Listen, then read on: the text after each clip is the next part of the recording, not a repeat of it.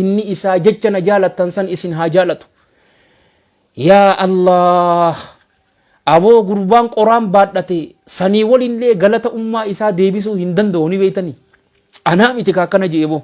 rasuula rabbiitu je'e sallallahu alayhi wa alihi wa sallam, akka tokko qofatti galata ayyoo teetii fi abboo teetii deebisuu dandeessa, akka takka qofatti. Alhamdulillah wassalatu wassalamu ala rasulillah wa ala alihi wa ashabihi ajma'in, amma ba'd.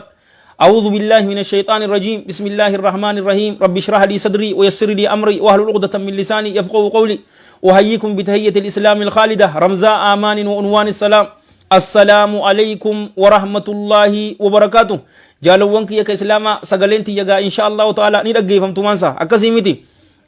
ربي يا دام مرادك إنسان إسنيفا قوت حاجات إنسان تفجأت ربي ولت إسنيفا قب الدنيا في آخرة ربي سنعمل كيس أمري إرتو بركة قبض dalagaa gaarii waliin rabbii isiniifaa kan ayyoo fi abboon teessan yoo jiruudhaan jiraatte rabbiin ayyoo fi abboo teessan umrii dheertuu barakaa qabdu dalagaa gaarii waliin rabbii isaaniifaa kan tokkoon isaanii yookaanuu lamaan isaanii yoo sirraa du'an ammoo rabbiin rahmata haa godhuuf, qabri isaanii caffee jannata haa godhuuf, galmee isaanii illiyyiin itti haa galmeessuuf, kitaaba isaanii warra mirgaan fudhatu rabbii isaan haa godhu, ma'an nabiyyiin wasiddiiqiin washuhadaa wassaalihiin waasuna ulaa'ika rafiiqa, jara gaggaarii kana waliin rabbii isaan haa godhu, siraata gubbaa akka mandiisutti rabbii isaan haa dabarsu, kitaaba isaanii warra mirgaan fudhatu rabbii isaan haa godhu, qabrii isaanii hamma argaa isaanitti rabbii isaanitti haa bal'isu. Obboleeyyan keenya ka muslimaa ka darramu jiru walloodhaan wallaggaan hanga fiiti cufa isaaniitu rabbiin isaaniif haa dirmatu, ka isaanirraa du'e rabbiin shahiideedha je'ee haa qeebalu, ka isaanirraa dhukkubsatu madaa heenaa rabbii haa godhuuf, dhiiga isaanii irra caalaa dhiigatti rabbii haa jijjiiruuf, gogaa isaanii rabbiin irra caaltuu gogotti haa jijjiiru, nama dhukkubsatu cufaatu rabbiin nuuf haa fayyisu, warra jiruun jiru rabbiin umrii dheeresee fayyaa mi'ooytuu rabbii isin irratti haa dhangalaasu, rizqii isaa halaal balloo rabbii isinitti haa kennu. Akkas jechaati jaalawwan kiyya ka islaamaa warra haadhaa fi abbaa qabdan rabbiin addunyaa fi akhirattu isin haa gammachiisu, warra isinirraa du'an tokkoon isaanii yookaanuu lamaan isaanii yoo ta'e ammoo rabbiin jalla jalaalu rabbii isin haadhaa fi abbaa keessaniif gaariidhaa je'ee warra mirgaatirraa rabbii isin haa godhu. Aboo footoon san miira keessa nama nayxeboo Allahan jalla jalaalu waqadaa rabbuka allaa ta'buduu illaa iyyaah وبالوالدين إحسانا جئبر رب جل جلال ربي الله سبحانه وتعالى مرتزي جرا إسا قبر ملئ أنيو قبرت إسو مقف جل جلاله أنيو توتو صلاة كي حقا قرأت إس دعائي تي أنيو تو حقا قرأت إس أنيو صدات إس أنيو كجلت إسو ما كجلت يرو نانويتو qabrii sheekootii TV jinni jaankaa dheetee hin naannoytu mana isaa bareedaa san ka'abaa san rabbiin amata dhufu ziyaaraa nu haa katabuuti achi dheetee san hin naannoytu isuma jaalatta isumarraa salfatta jalla jalaalu wabil waalidayni ihsaana ammas tana rabbiin murtii godhee dabarse ayyoo fi abbootti gaarii dalagu tolinsa ooluudha kana godhee je'e bar wa abudullaha walaa tushrikuu bihi shay'an وبالوالدين إحسانا اللهم قف جبرا إسرت جل جلاله وانو متك هنك إنديسنا جي ربين كن سبحانه وتعالى وانو متك إسرت هنك إنديسني دعائي كقدت اسم كقدت ولا شيخنا حسين ولا شيخ جانكا ولا جن جانكا لا أبليسو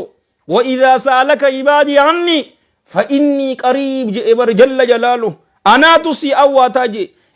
إيغنا أيو في أبوتي سنتي gaarii dalagaa yaa salaam aboo namni haadhaa fi abbaa qabu warabbil ka'aba milkii ajaa'ibaa keessa jira. Obboleeyyan kiyya rasuula keenyaatu sallallahu alayhi wa alihi wa sahbihi wa sallama bar hadiisa imaam muslim sayee isaa keessatti fide xayyaballahu taraa du'aa'ii nama takkaaf yeroo gootu ati siqinaa malaayikaatu tuutu jira, malaayikaan aamiin wala kamithla siifis fakkaataan san siif haa ta'u jette yaa rabbi obboleessa kiyya naa milkeessii yeroo jettu malaayikaan atis rabbis yaa milkeessu aamiin allahumma ajib jechuu bara aamiin jechuun allahumma ajib yaa rabbi nuu qeebali yaa allahu yaa allah nuu qeebali jechuu akkana sii jaaniyya. Ani ammoo oduu ayyoo fi abboo qabdanii yeroo namaan du'aa'ii naa godhi jettanii aboo namni haadhaa fi abbaa qabu bar yaa Allah milkii addunyaatii fi akhiraa sibiruma jirtii mibo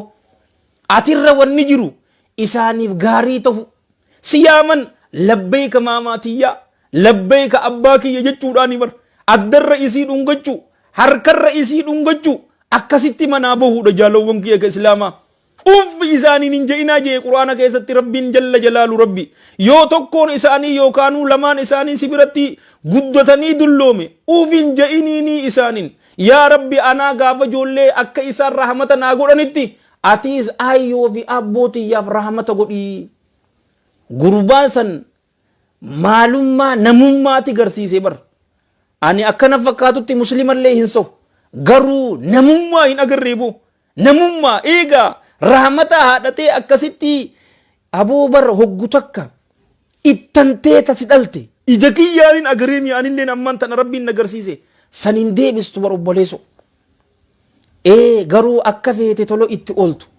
daa'iman diinsiin ja'a bar meerkurii sanni beeytaami asirraa ilammaan quba xiqqoo isiititti yoo isii uffitte ummaa teetii fi abbaa keetiif galata deebi'uu hin dandeessu ni beeta ayyoo teetiif abadan hin dandeessu ka akkana jee hakiim hassanii miti rasuula rabbiiti sallallahu alayhi wa alihi wa sahbihi wa sallama كما في الحديث الذي رواه الإمام مسلم في صحيح رحمه الله أكرم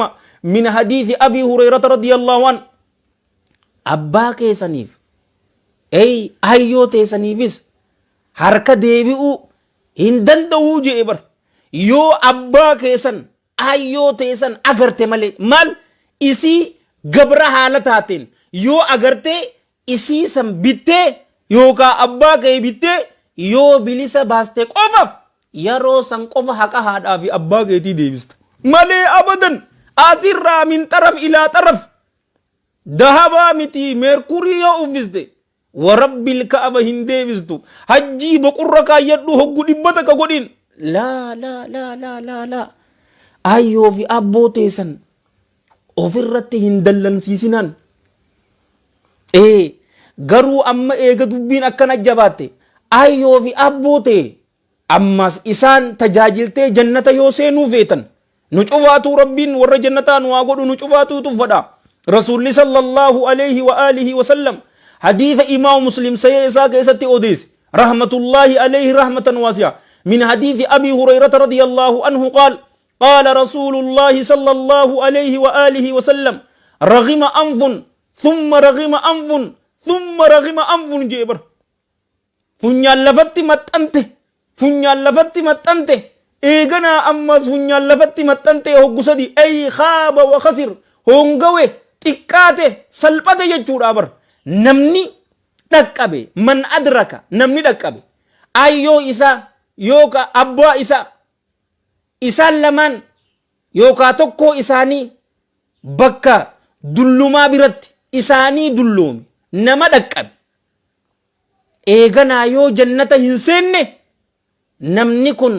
hongawee jira xiqqaatee jira je faallaa isii haa goonuun jaalawwan kiyya ka islaamaa namni haadhaa fi abbaa isaa lamaan isaanii yookaanuu tokkoo isaanii dulloome dhaqqabatee rahmata isaaniif godhee isaan tajaajilee isaan kabajee isaan jaalatee waan isaan ja'an yassar yasmaam namni jee warra jannataatii jechuu bar isinii fi maatii teessanuu rabbii warra jannataa isin haa godhu hadiisa biraa keessatti rasuulli sallallahu alayhi wa alihi wa sahbihi wa sallama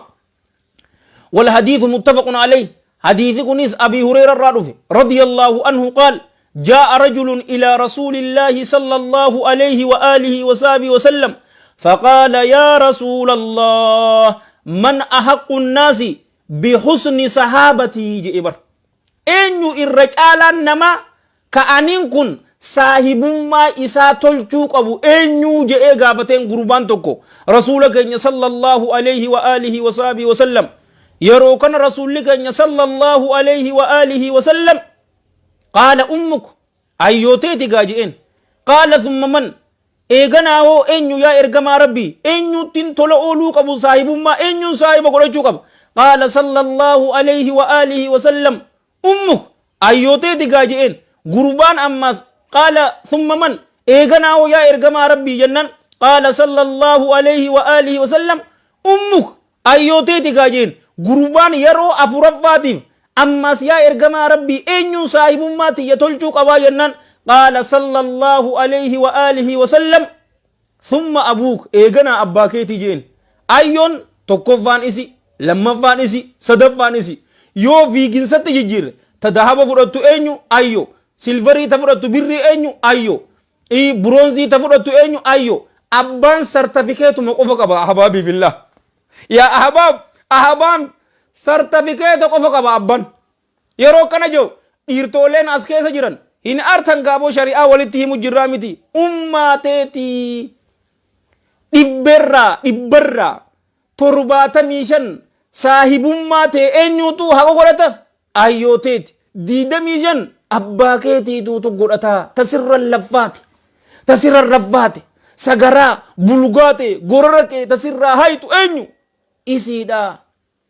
hissa kinsiin ja'abar isirrattiin dhadheeradha jettee isirrattiin sagalee ol kaasa jettee addunyaa fi akhiratti xiqqaattaa beek ka akkana je'es hakiimii miti rasuula rabbiiti sallallahu alayhi wa alihi wa sahbihi wasallam hadiitha isaa gabaabsinee wal hadiithu fi sahih jaami وفي السلسلة عبد الله ابن عمرو الرادفي رضي الله عنهما أن رسول الله صلى الله عليه وآله وصحبه وسلم قال اثنتان أو بابان يؤجلهم الله في الدنيا قبل الآخرة البغي وعقوق الوالدين هلالما يوكا والما الله جل جلاله كتات أول من كنا آخرة درا الدنيا تنكيست سيججر سادة دفه وان آخرت سيك أبيس أدو جرتوتي الدنيا متنا كيزت كتاتا ولا ميني سنسيجر يرساجي تدرات قفا مالي جالوان كيا كإسلاما البغي رورو نمتي قدو يا نما رورو نمتي قدو يا نما رورو نمتي قدو يا ظالمة يا نما ميدو هذاري of egg يابو of egg orma takkaatu ture jaalowwan kiyya ka islaama intala xiqqoo takkaatu isaan bira dalaga ta'amata kudhanii yookaa ta'amata kudha takkaa takka namtittii ummaa teenya kabajaa qabdu takkaatu tuqissaa tana odeessaa bara intalti tun jaalowwan kiyya ka islaama mana san nama lamaatu jira ayyoo fi abboo ilmaan lama qaban isaan san tajaajilti ganama subiidhaan kaatee wahayyuu gootiif huccuu isaanii dhiixii fi nyaata qopheessiti isaan ammoo yoo hoggu takka abbaan yaameenii intaloon xiqqoon san daddaftee hin dhufneen tuminsa ajaa'ibaatuutu isi eega ulee qabaatu uleen dhawa innaawaa jaalowwan kiyya ka islaamaa korreentii jiraa miti ammaan tana ummatis yaa'ee fi effi baa'een muslima miskiinoota ka itti miidhan korreentii san itti qaban jaalowwan kiyya intala xiqqoo amata kudha takkaatiin sin jaabar adaa miidhinsa adda addaatiin intala tana xiqqoo tana miidhanii jaalowwan kiyya hogguutuman korreentii tana itti qaban irrattuufi xiqqeesi intala xiqqoo isaan tajaajiltu ganama subiin kaatee waan isaan badhan cufata gootu eeganaa intalti tun ija dhabdeen isiniin jaa intalti xiqqoon ija dhabde yeroo ija dhabde qabaniiniiti arihaniin manarraa arihaniin eeganaa isiin deemteetuma ala galtigaa jaalowwan kiyya ka islaamaa abbaan isiif allaha miskiina humaa takkan qabu joolleen isaa tun guddatteetiti dhiirtichinis guddatee intala takka fuudhe intala bareedduu ajaa'ibaa malee hin fakkaanne fuudhe rabbiin jalla jalaalu rabbii fadheetiti intalti san garaa godhatte jaalowwan kiyya ka islaamaa yeroo garaa godhattee mucaa tokko yeroo dhaltu mucaan dhalame san ija hin qabu yaa zaalima yaa nama miidhu yaa nama miidha eeggadhu akhiraa duratti addunyatti sii jarjarsaa gurbaan xiqqaan dhalate ija hin qabu ija intalaa irraa fuudhan moo akkam miidhaa adda addaa tuminsa korreentitti qabanii hunnootii mucaan dhalatees ijji isaa hin jirtuga ammaan tana jee addunyaan teenya guutuun badde ammas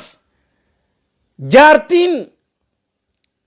soddaan teenya tun jetti barra namtittiin nuu dhaluu qabdaa jenneeniiti nuu dahuu qabdaa jenneeni ammas rabbiin fadhee garaa godhatte jette jaalowwan kiyya ka islaamaa yeroo garaa godhattu doktora bira geessan pediatrician jechu doktora ijoollee laale intalti teessan nagaya tagaraa keessa jirtus nagaya maaliif ilmi keessan intala tana ta fuudhe firaa miti hoggulama wanne kanaan jirtu ballaa isinirraa hin taatu abshir je'eeti doktartichi isaan sabachiise isaan gammachiise obboleeyyan kiyya guyyaa rabbiin fedhe dhihaatte gaa ammaan tana deesseef gaa baatii torba booda jaalowwan kiyya ka islaamaa mucattiin xiqqoon dhalatte daayireekshina karuma takka laalti